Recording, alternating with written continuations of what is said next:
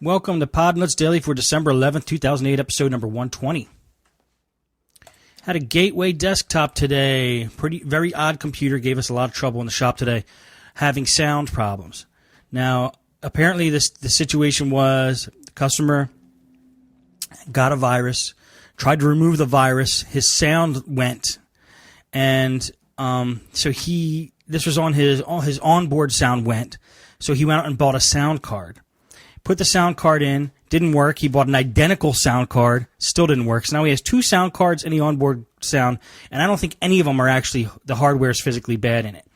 But, you know, I did so many things to try to bring the sound back. I uninstalled and reinstalled the drivers and all the cards. I actually pulled out all the sound cards from the machine. So just tried to do the onboard sound. Uninstalled and reinstalled the drivers for the sound. And what happened when I tried to do that? I basically went into the device manager and uninstalled all the sound things, and then did a search for new hardware. Actually, just rebooted the machine and refound, and it still wasn't working. So I tried a different driver. I tried to go online and get a different driver. It wouldn't let me install that driver because it was an older driver than it was installed on the machine. We ran Dial-A-Fix, and what we found was there was too many holes in the operating system that every time we patched one of them, it would open up another one. And if we were to spend enough time on that machine, we probably could have figured it out in 8 hours. But when I start to see that there's a lot of holes in the operating system and I'm going to be doing patch jobs all day long, I go to like either a Windows repair or a Windows reinstall.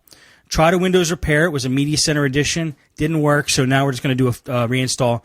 It's a Gateway. It has a factory partition, so if you hit F11 at boot up, you can get into the factory partition and recover it to factory settings. So that's what we're going to do tomorrow. Had another Gateway. I had a lot of Gateways in today. Gateway, no video. Customer thought it was his video card. So what we did was, it was a PCI Express video card he had in there. We pulled out the video card, put a video card that we had in the shop just for testing purposes, put that in, still no video. Took the video card that we have in the shop for testing purposes, and what did we do? Tried it in another machine that had a PCI Express slot, got video, decided that maybe there's something wrong, not with the card, but with the actual slot in this original computer. So took a can of compressed air, and this has worked many times, guys, on something where you think it might be the card that's bad, it might be the IDE or the PCIe or the AGP slot that's bad. And we just took the compressed air and I just blew it into the PCIe slot, put our card in. Our card worked perfectly. Then we tried putting his old card back in, his original card, which he thought was bad. It worked, but the video was really messed up. So I do think that his card is bad, but also there was something wrong with the slot. Either something foreign material got in there or something was shorting something out in there. And once we blew out the slot, it freed it up that at least our card works. So we know that the slot's working and our card works and his video card is bad. So we're going to replace the video card. But clean out those slots if you think it might be, if its computer's acting funny, you know, there's no video, you don't think that the card's bad. It's always a good idea to pop that card out of the slot and clean out the slot and then reseat the card. Reseating so many times has solved problems for me. Just reseating memory. You can do the same thing with memory or with graphics cards or any PCI card. And here we go. That's the next thing here. I raised the price in my shop. I'm thinking about raising the price in general. Usually I do a $79 flat repair. Laptop sometimes I charge $99, but I raised the price of doing power jack repairs on laptops to $119 because they are just too difficult to do and they take too long to do. And I have to charge more. It's just like it takes too much time. And you know, between me and my dad, our goal is to get like 4 systems done a day. 2 each, or however it works out, 2 systems done a day. When I'm doing a power jack, sometimes it could last me all day if it's really giving me a problem. So raising the price on that. Just figured I'd let you know that. And I did a power jack repair today on an Averatech computer. I don't know if you guys know Averatech. That's Averatec. Not a very durable computer. I don't even know if they make them anymore. Were popular like 2-3 years ago. You could buy them at Staples and different companies, and they were like famous for being a small, like a 12-inch affordable computer. They were always small systems. And that was appealing to a lot of people. That's why like Vios sell so good, and now all the netbooks are selling real good. A Veritech had small systems too. But they would just break so easy. And we got a couple of them in.